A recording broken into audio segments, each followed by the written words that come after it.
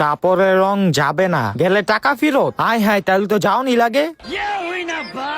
ভাই, ওই যে আপনি বাইরে পোস্টার লাগাই থুইছেন যে কাপড়ের রং যাইবো না, টাকা ফেরত, এটা কি সত্যি নাকি? হ্যাঁ ভাই সত্যি, আমাদের এখানে অফার চলতেছে। আপনার কি লাগবে বলেন? তাইলে দেখেন ঈদের কি নতুন কালেকশন আছে। হ্যাঁ দেখাইতাছি, এই দেখেন। একটা কাজ করি, সবগুলা কাপড়ই কিনা নেই, প্রতিদিন নতুন নতুন জামা পরমু, তারপর একটা না একটা রং উঠতেই যাইবো, তখন আমি আমার টাকা ফেরত নিয়ে নিমু।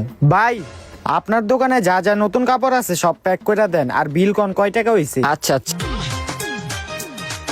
ভাই, আপনার 5,000 টাকা হইছে। 5,000 টাকা?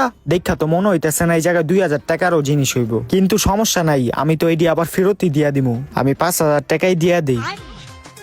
আইলন। The next day. এ ভাই, এটি কি কাপড় দিছেন? সবটির রং উঠতে আছে, দেন আমার টাকা ফেরত দেন। ভাই আপনি মনে হয় ঠিক মতন লেখাটা পড়েন নাই। এই দেখেন কি লেখা, কাপড়ের রং যাবে, না গেলে টাকা ফেরত।